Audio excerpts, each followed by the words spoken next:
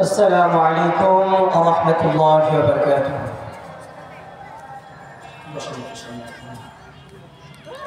نحمده ونصلي على رسوله الكريم. أما بعد فأعوذ بالله من الشيطان الرجيم. بسم الله الرحمن الرحيم. وجاء ربك والملك صفا صفا.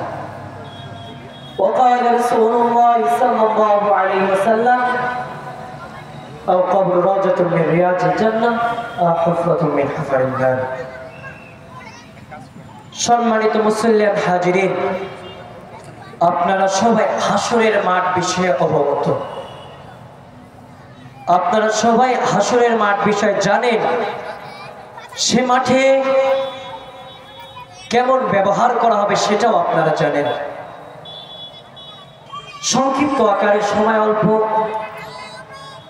অল্প কিছু কথা আপনাদেরকে শোনায় যাব। যে যেই জায়গায় আছেন, যেভাবেই আছেন, কথাগুলো বসে শোনার চেষ্টা করবেন ইনশাআল্লাহ। রে পলাশবাড়ির মুসলমান,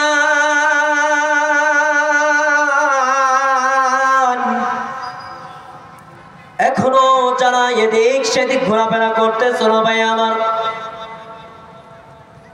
ঘোরাফেরা বাদ দিয়া কিছু কোরআনের কথা শোনার জন্য, কিছু হাদিসের কথা শোনার জন্য আমাদের এই জান্নাতের সামিয়ানার নিচে চলে আসো।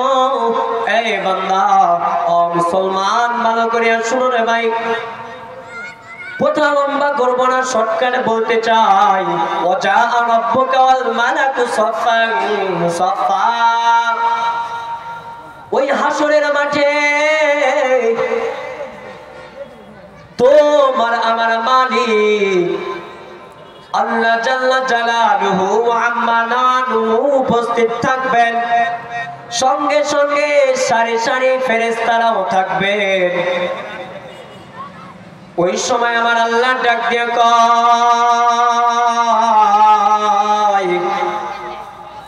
ফাতাকুনা ফাজা, এ বান্দা, ওই দিন তোমরা দলে দলে মানুষ আসবা। ওই দিন তোমরা দলে দলে আসবা। ওই দিনকে আমি, ও মুসলমান, আমার আল্লাহ কয় ওই দিনে আমি নেই বিচার দণ্ডমান করব। কে কি করছো, কে কি করছো, সব কিছুর হিসাব নিকাশ হবে। হায় রে মুসলমান, কলিজার টুকরা যুবক ভাই আমার, সেই দিন তুমি আমি যদি আল্লাহ কয় নামাজ পড়ো নাই কেন, রোজা রাখো নাই কেন, এ মুসলমান, ওই দিন তুমি আমি নানান অজুহাত দেখাইব। ওয়ালাউ আলকা মাআযিরা, ওই দিন অজুহাতের শেষ থাকবে না। ডাক দিয়া বলবে, আল্লাহ গো, আমি কেমনে নামাজ পড়বো? আমার বাপে কয় ওই জায়গায় যা, চাচাই কয় ওই জায়গায় যা, বড় ভাই কয় পলাশবাড়ি বাজার থেকে এইটা নিয়ে আয়। আবার আমার চাচিও কয়, এ বাবা যা, তুমি জায়গা থেকে একটা সাবান নিয়ে আয়। এমন দৌড়া দৌড়ের ভিতরে কও, আল্লাহ কেমনে নামাজ পড়ব? আমার পরিবার ঠিক ছিল না, আমার ঘরবাড়ি ঠিক ছিল না। এ মুসলমান, সেই দিন তোমরা হাজার বাহানা করবা, হাজার বাহানা করবা, বাঁচার জন্য অনেক অজুহাত দেখাইবা। এ মুসলমান শুনো, আমার আল্লাহ কয় না না বান্দা, আজকে তোর কোন অজুহাত আমি শুনবো না, আজকে তোর কোন অজুহাত শোনা হবে না। এ মুসলমান শুনো রে, তাহলে তুমি এখন যে ওই যে পলাশবাড়ির বাজারে বইসা বইসা এ বিড়ি খাইতেছো, কেউ আবার হোটেলে বইসা চা টানতেছো, আবার রঙের ঢঙ্গের আলোচনা করতেছো ওই পলাশবাড়ি বাজারে বইসা, কিন্তু আমার মায়ার নবী ডাক দিয়ে কয় কি? আমার মায়ের নবী ডাক দিয়া কয়, এ উম্মতেরা শোনো, আমার আল্লাহর নিকট সবচেয়ে প্রিয় জায়গা হইতেছে মসজিদ, এবং সবচেয়ে নিকৃষ্ট জায়গা হইতেছে বাজার। এ মুসলমান, এই পলাশবাড়ির মুসলমান, আমার আল্লাহ উপর থেকে ডাক দিয়া কয়, এ বান্দা, তুমি পলাশবাড়ির ফুটবল খেলার মাঠে ওই শুক্রবারে কিংবা মাহফিলের আগের দিন সোমবারে তুমি কি করছো ভাবতেছো আমি দেখি নাই? এ বান্দা, তুমি ভাবতেছো আমি কিছু দেখি নাই? খায়রে মুসলমান, আমার আল্লাহ সব দেখছে। কই আমি সব কিছু দেখছি। আরে তুমি কি করছো, কোথায় কি করছো? আমি সব কিছু দেখছি। পলাশবাড়ি বাজারে বইসা তুমি যুবক যদি সিগারেট টানো, তোমার বাপ চাচা নয় তোমার গ্রামবাসী কেউ দেখা ফেলবে, এই জন্য তুমি ওই রেল লাইনের কাছে যে সিগারেট টানছো। আমি ভাবছো দেখি নাই?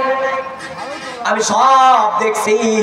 এ বান্দার শুনো, আমার কাছ থেকে কিছু গোপন নাই, আমার কাছে সব প্রকাশিত।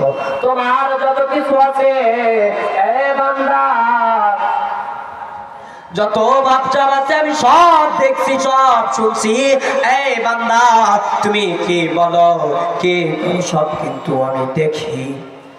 এক মুসলমান যুবক, তারপরেও তুমি চুরি চামারিতে লিপ্ত, তারপরেও তুমি সুদ ঘুষের সাথে লিপ্ত।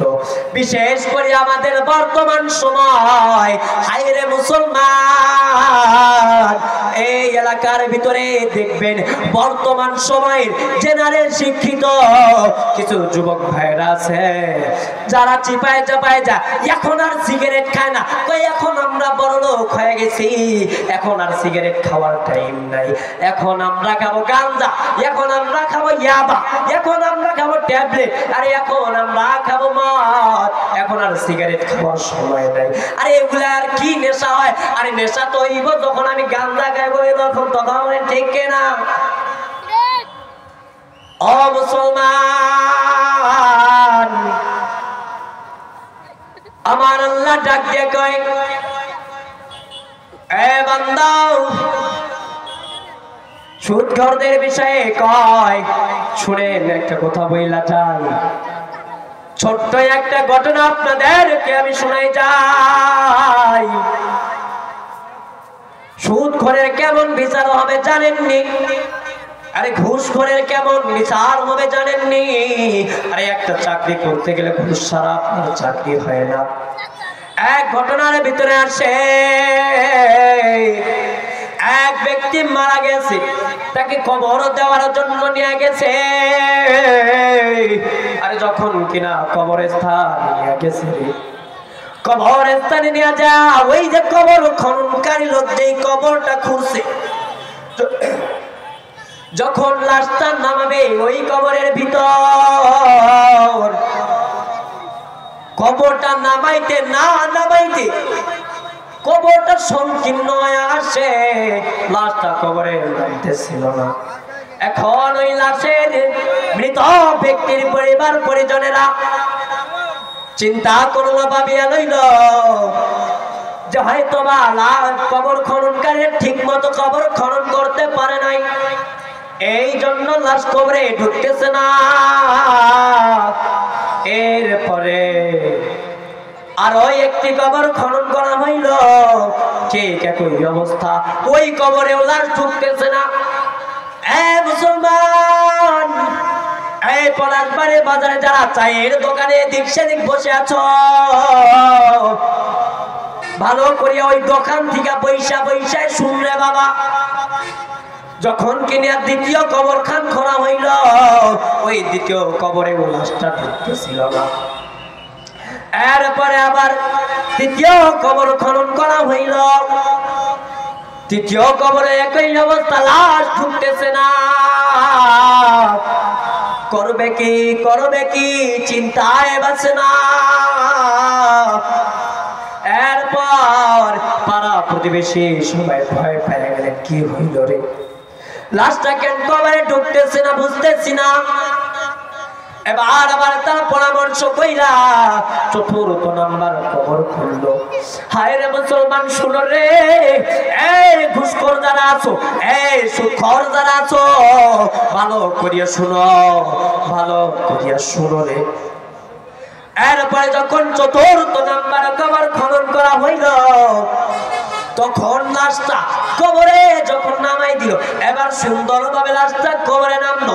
লাশটা কবরে নামার পরে যখন লাশটা নামানো শেষ হইল, আবার চতুর্পাশ থেকে এই ডান পাশের মাটি, বাম পাশের মাটি আর সামনের পিছনের মাটিগুলা রে, চতুর্পাশের মাটিগুলা এমন চাপ দিল, ওই লাশটা আবার কবর থেকে বাইর হয়ে আসলো। এই সুদখোর বাজান আমার ভালো কইরা শুনো, এই ঘুষখোর ভাইজান আমার ভালো কইরা শুনরে বাবা। দেখো দুনিয়াতেই এই কারিশমা দেখাই দিল, দুনিয়ার মধ্যে এইরকম একটা জিনিস আমার আল্লাহ দেখাই দিল। ওই ব্যক্তিকে যখন দাফন করা হবে, না জানি আবার আরো কত রকমের সাজা তার জন্য থাকবে। মুসলমান শুধু কি তাই? ইমাম সাহেব জিজ্ঞাসা করলেন, তিনি দুনিয়া থাকতে কি কাজ করছে? কয় হয়তো পুলিশের চাকরি করছে। কয় পুলিশের চাকরি করছে? নিশ্চিত যখন পুলিশের চাকরি করছে, নিশ্চিত এই মানুষটা ঘুষ খাইছে। ইমাম সাহেবকে আমি আর জানাজা পড়াইতাম না, এটা জানা কেমনে পড়াইতে হবে না, যে লাস্টে কবর ইলাই না, এটা কেমনে আর জানাজা পড়াইতাম? ইমাম সাহেব কয় আমি পড়াইতাম না এই জানাজা, চলে গেছে ইমাম সাহেব। তাহলে মানুষ ভালো কইরা বুঝো, ভালো কইরা শুনো, যদি এইরকম হয় দুনিয়ায় এইরকম লীলা খেলা দেখায়, আরে তুমি একটা দুনিয়ার ভিতরে থাইকা এত কিছু শোনার পরেও কেমনে বলো ঘুষ খাও?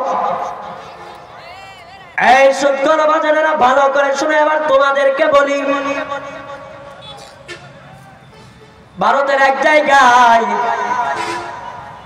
এক ব্যক্তি মারা গেছে। যখন তারা জানাজা পড়াবে, লাশটার সামনে রাইখা দিছে, লাশটার সামনে রাইখা যখন জানাজার নিয়ত করবে, লাশটা লিখা বসে গেছে। মানুষ আবার লাশটাকে দৌড়াদৌড়ি কইরা শোয়াই দিলেন, আবার জানাজার নিয়ত করলেন, আবার লাশটা ওইটা বসে গেছে, আবার মানুষ ধরাধরি কইরা লাশটা শোয়াই দিল, আবার ওই লাশটা তৃতীয়বারের বেলায় ওইটা বসে গেছে। বাজার সময় অল্প, ঘটনাটা বইলে শেষ করব।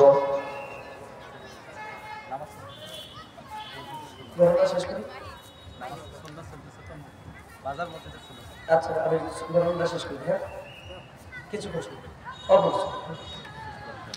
এই বাজান যেই কথাটা বলতেছিলাম,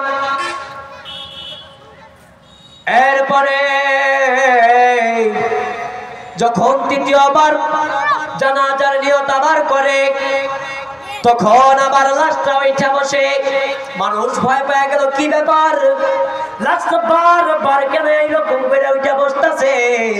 এখন ইমাম সাহেবের মনে প্রশ্ন জাগে, এই মানুষটার কর্ম কি ছিল? তিনি কি সুদের সাথে জড়িত ছিল না? মানুষ কয় তার পরিবার পরিজনের লোকের কথার দ্বারা এইটা প্রমাণিত হয় যে সে ব্যক্তি সুদ খাইছে, ঘুষ খাইছে। ইমাম সাহেব নারাজ হয়ে যায় যে আমি আর জানাজা পড়াবো না। তাইলে দেখেন, যদি এইরকম হয়, ও সুদখোর ভাই, ও ঘুষখোর ভাই, আপনার আমার কেমন হইব কর? যাই হোক, সময় অল্প, নামাজের বিরতি। আপনারা যারা যে যেখানে আছেন নামাজের প্রস্তুতি নিয়ে নামাজ আদায় করেন ইনশাআল্লাহ। নামাজের পরে আমাদের আজকের মাহফিলের দ্বিতীয় অধিবেশন শুরু হবে ইনশাআল্লাহ। ওমা তাওফীক ইল্লা বিল্লাহ। 7:50 এ জামাত, আলহামদুলিল্লাহ। 7:50 এ জামাত, একটু বসে না। 7:30 এই জায়গায়, ও না 30 7:30